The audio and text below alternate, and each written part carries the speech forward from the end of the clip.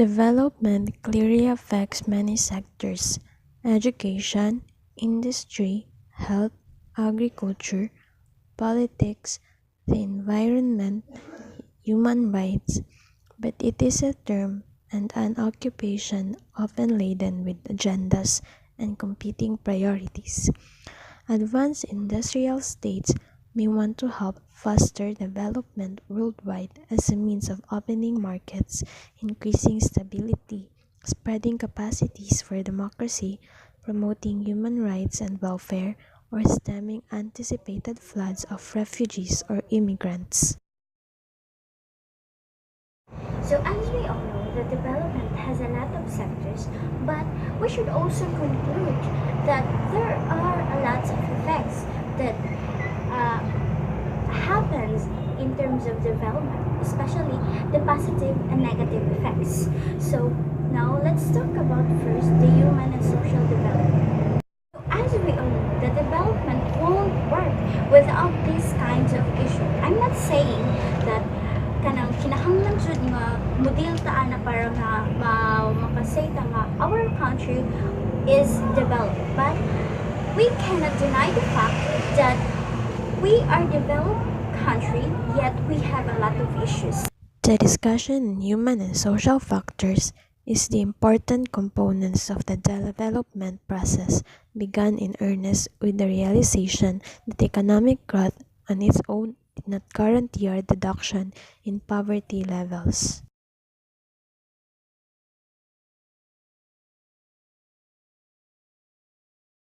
So as we all know, that human and social development has a lot of issues.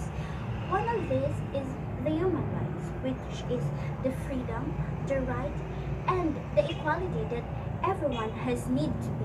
The third issue is about social issues, which include education, health, job, and opportunities.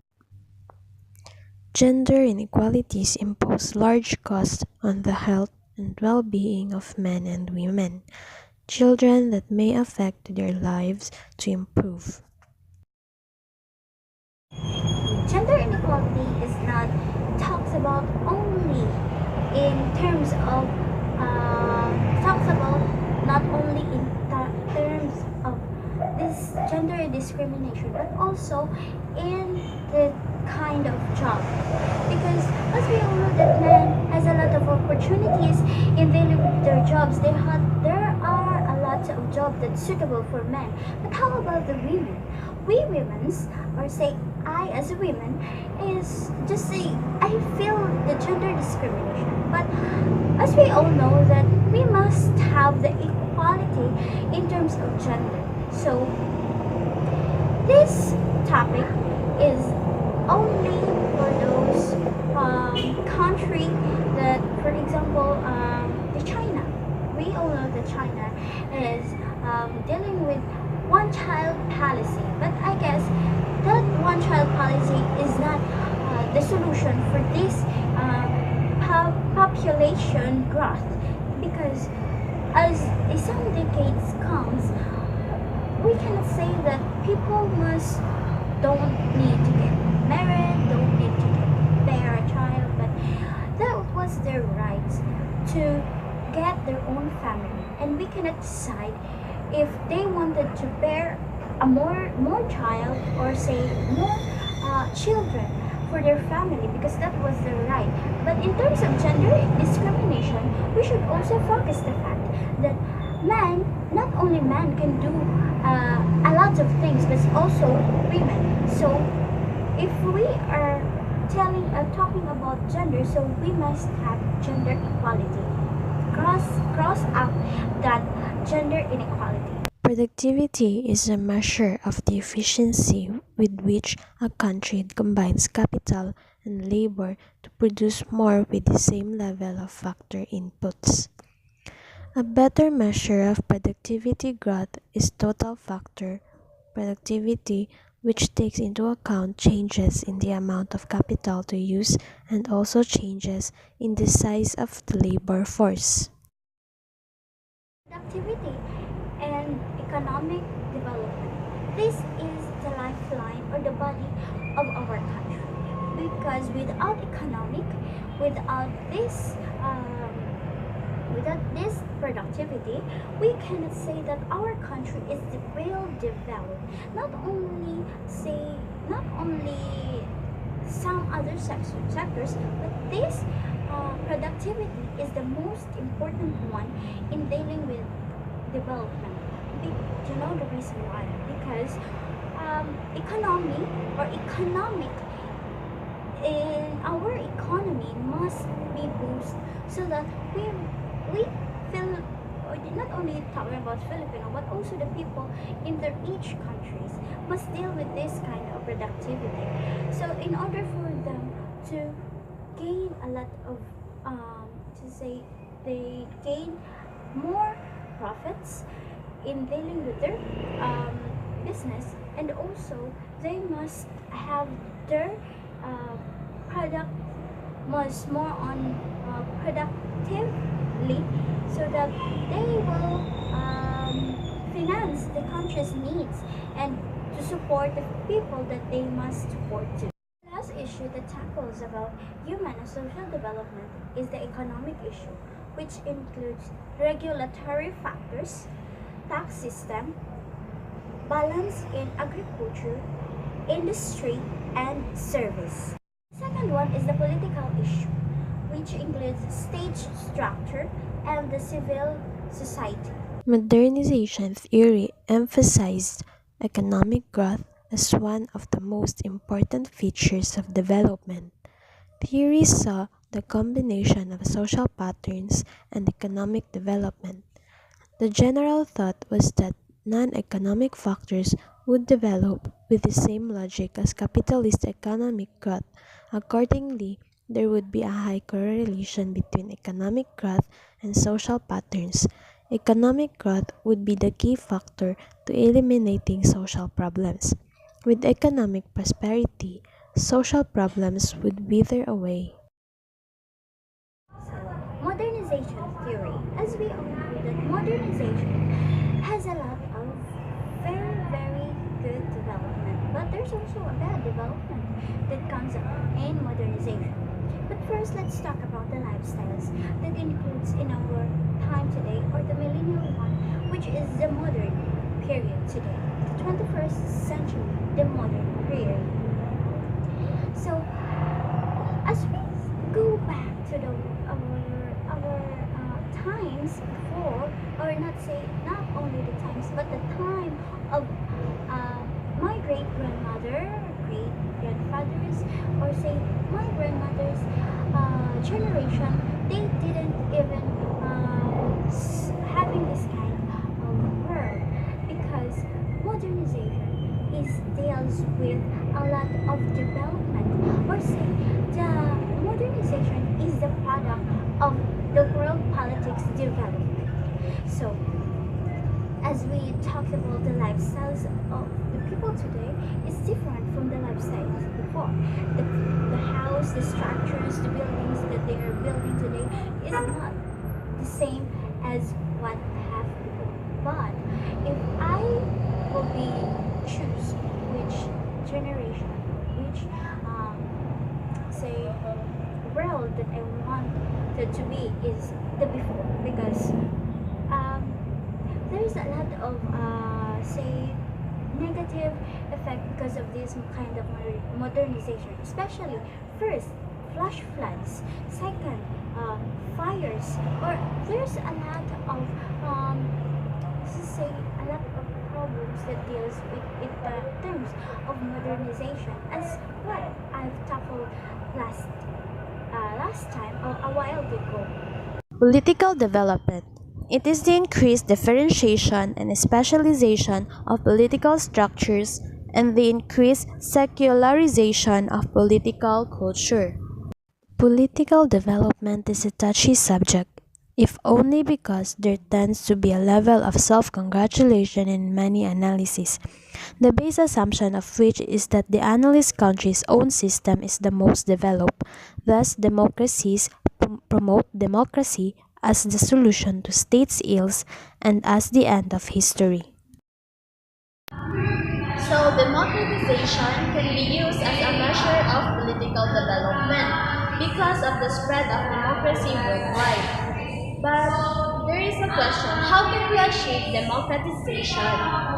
We can achieve democratization if both civil liberties and political rights are present. So when we say political rights, it is the rights that involve participation in the establishment or administration of a government. And civil liberty, the state of being subject only to laws established for the good of the community. So if these two are present, then we can achieve democratization. In the 1990s, there was a short-term but vocal push for recognition of Asian values, which were rooted in Confucianism and involved loyalty to family and nation, a focus on society over self, an emphasis on the work ethic, and a tendency to support authoritarianism. The former Prime Minister of Singapore, Lee Kuan Yew, argued that freedom could only flourish in a well-ordered state and that Western insistence on individualism, the free market, rationalism, and legalism were anathema to Asians. So, anathema means ban or curse. So, we can have freedom sa ato country if atong state is well ordered, and also dili na maka-demand ang mga western is dili na maka-demand kung unsay lang gusto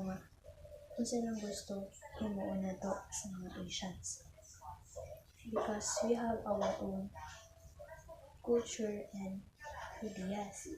Dili na makahinagot ang western ana. So, among the best known theories of political development evolve around the political culture.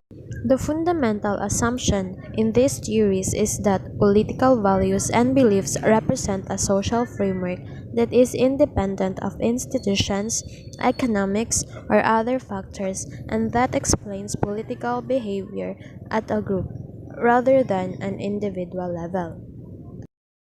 In the book of Gabriel Almond and Sidney Verbach, which is the civic culture, political attitudes, and democracy in 5 nations, they saw that political culture as a political group's belief structure, and they argued that political culture fell into 3 types. The 3 types of political culture: the parochial, subject, and participatory political cultures. Parochial political culture, people felt disassociated from politics, believed them to be a realm for the elite. So they perceived the government as the mechanism for collections and enforcement. And the second type is the subject political culture. People who are more politically aware. So they saw the government as a source of infrastructure and services. The third is participatory political culture. Typified by people who believe that their government was answerable to them, and they saw it even as a part of their selves. So in such cultures, people participate actively and have high expectations on the government. Economic development is improving the economic well-being of a community through efforts that entail job creation, job retention, tax-based enhancements, and quality of life. As there is no single definition for economic development, there is no single strategy, policy, or program of achieving successful economic. So, economic development.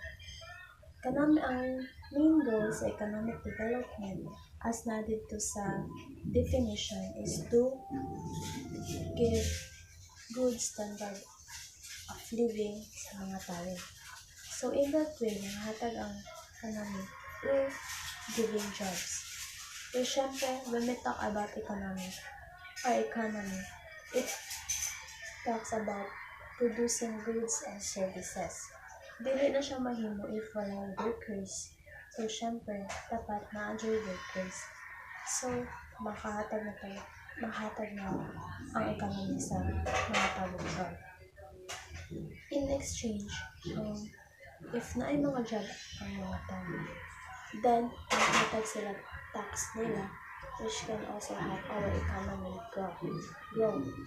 And also, in exchange po, makasustain sila sa ilang mga needs, silang mga kinahanglanon, makapalit sila mga goods, and maka-avail sila sa mga services na provide sa itong economy. So, in that way, or through that, we can have and we can achieve economic growth and development. Dependency theory. It rejects the premise that the source of development is domestic in nature. Instead, it emphasizes the international context, contending that international constitutions and industrialized states have deliberately kept the developing world in a dependent condition.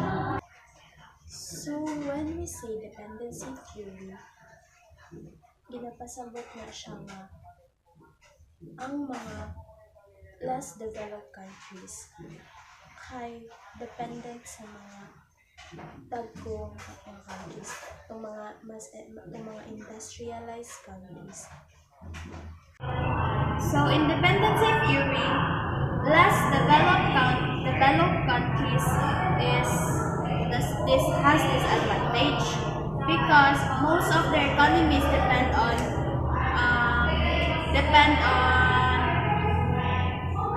exports of primary products or raw materials. So the dependency theory see this as an international division of labor, which is the less developed countries get the dirty work in exporting raw materials, and the wealthy countries get the good job because they are only manufacturing and services. So if the less developed countries will not remain as an exporters, they will not develop their own industry, then they will remain dependent on the industrialized states. So the dependency theory argues that disadvantageous terms of trade will impoverish the less developed countries. Mas makapugi siya sa less developed countries kay if the prices of the country's exports are rising faster than the prices of the goods it imports, its trade are increasing. But if import prices are increasing faster than export prices, its trade are declining. So sa mga less developed countries, the prices of primary products decline and the prices of manufactured goods increase. So in terms of trade, sa mga less developed countries kay mas worse. However, may mga critics about sa dependency theory and may mga ang uban less developed countries kay mas na-develop nilang ilang countries or ang ilang economic through investment and trade. So dili tanan less developed countries kay nakuan atong ingon sa dependency theory na mas makapobre kung si permi sila mo kung anong primary products. Kaya na po uban na through that na-develop and mas nila to ang ilahang country. Like, for example, ang Argentina. Ang Argentina kay pobre nga country sa una. Pero, when ilahang gikuan ng ilang country, investment and trade, mao mas na-develop o mas nila to ilang country. Like, ilang peso, ilang ipaano og dollar para and nataas ang inflation, nag-bring of inflation, and dito mas nila po mas dipuan ang ilahang economic growth.